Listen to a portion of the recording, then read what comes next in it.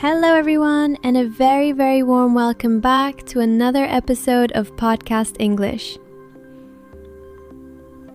I am Sarah, and I am so incredibly thrilled to be here with you today as we explore the journey of learning English together. It is a beautiful day to learn something new, don't you think? Before we dive into our very important topic today, I have a small favor to ask our amazing and growing community. If you are new here, or if you have been watching our videos for a while but haven't joined us yet, please take a moment to subscribe to the channel. Don't forget to turn on the notification bell so you never miss a lesson or a new podcast episode. And if you find our content helpful and it brings value to your life, please hit the like button right now. It really helps our channel grow and allows more English learners around the world to find us and join our learning family. That's right, Sarah. A big warm welcome to everyone joining us today. Today, we are going to talk about a silent enemy that almost every single English learner faces at some point in their journey. Have you ever been in a situation where you were sitting in a busy meeting or perhaps at a lovely dinner with international friends? You had a brilliant idea in your head, a perfect comment, or even a very funny story that you wanted to share, but you stayed completely silent. Oh, Jason, I think we have all been there. It is such a frustrating, heavy, and lonely feeling. You feel like the words are right there, waiting just behind your teeth, ready to come out into the world. But then, your brain starts a very loud and very fast conversation with itself. It says, wait, is that the correct preposition? Is my pronunciation clear enough? Will I sound silly or unprofessional? And because you are waiting for that perfect moment and that perfect sentence, the moment simply passes you by. The conversation moves on to something else, and you end up saying nothing at all. And then you feel regret. Exactly. Your mouth stays on mute even though your mind is very, very loud and active. That is exactly why we chose today's topic. Stop analyzing, start talking. Our goal today is to help move you away from being a silent listener and guide you toward becoming a confident communicator. We want to give you the tools to open that door and let your voice out. Let's start with a real-life story to show you that even teachers and very advanced learners face the same wall. This actually happened to me just last week when I was traveling in a foreign country. I was at a small, very busy cafe, and I wanted to ask for a very simple change to my breakfast order. In my head, I was practicing a very long, very polite, and grammatically perfect sentence. I was thinking, I would appreciate it if you could possibly use almond milk instead of regular milk, if that isn't too much trouble for you. I was trying to use the most advanced grammar I knew because I wanted to sound professional and very polite.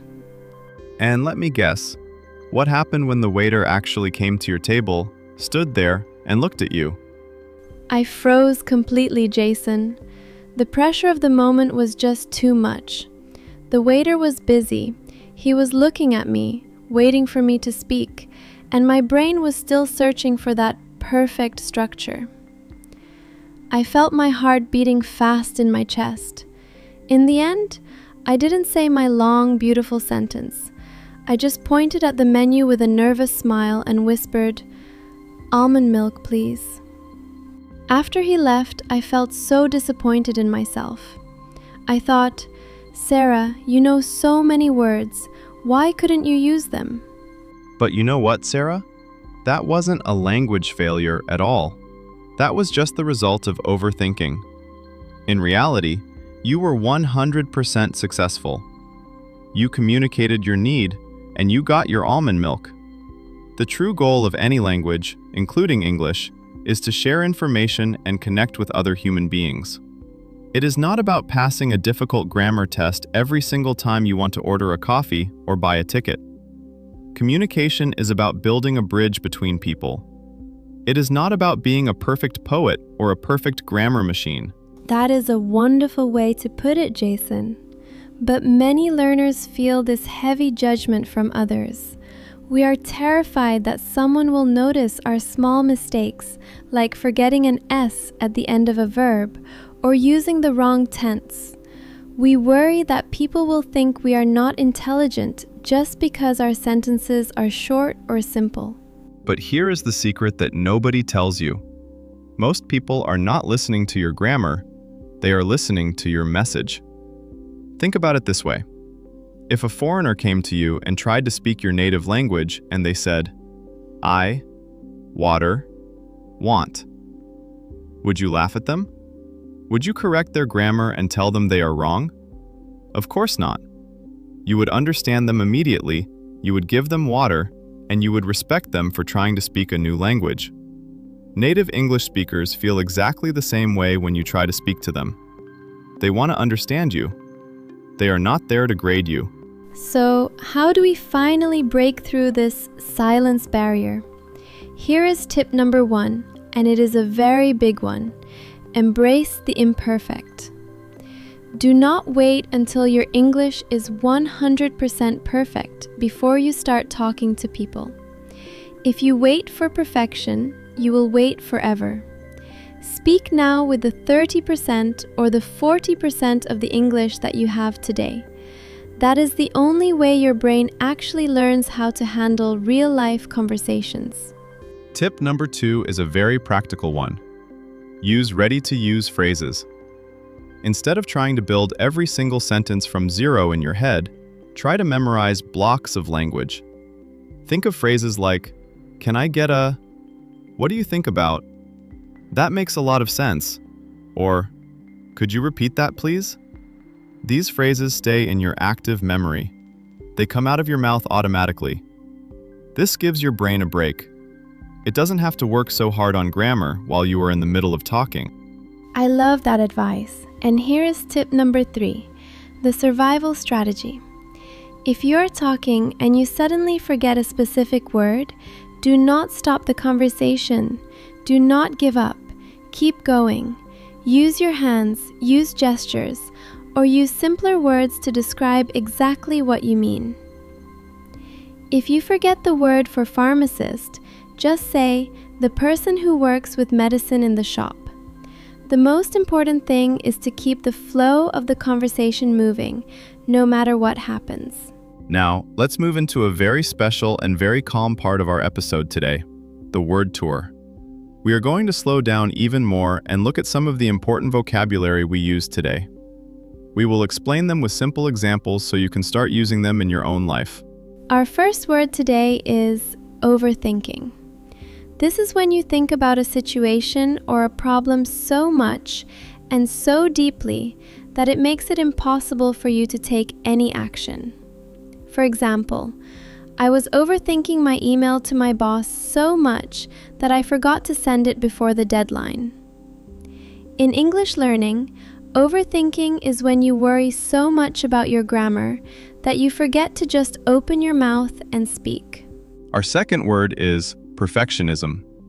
This is the belief that if something is not absolutely perfect, then it is a complete failure. Perfectionism is like a heavy stone wall that stands between you and your English fluency. We want you to remember this phrase: progress is much better than perfection. If you made one small, simple sentence today, that is progress, and that is a huge victory for you. Our third phrase today is safe mode. Safe mode is when you practice your English in a place where you feel absolutely no fear and no pressure at all. This could be talking to your pet or standing in front of your mirror in the morning and talking about your plans for the day. Or even better, recording a voice note for yourself on your phone and listening back to it later. This builds the muscle memory in your mouth and your tongue before you have to face a real high-pressure situation.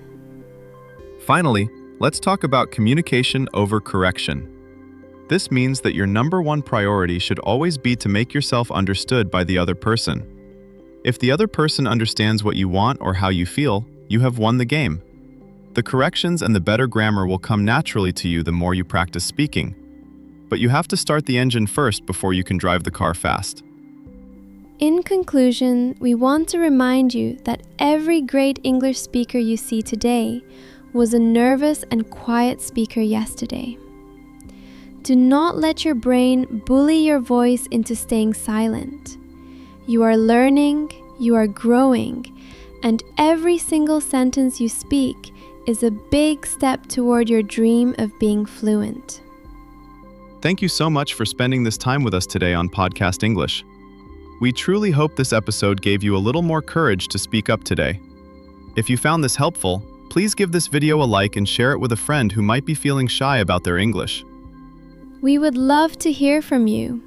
Please leave a comment below and tell us, what is one specific situation where you feel the most nervous about speaking English?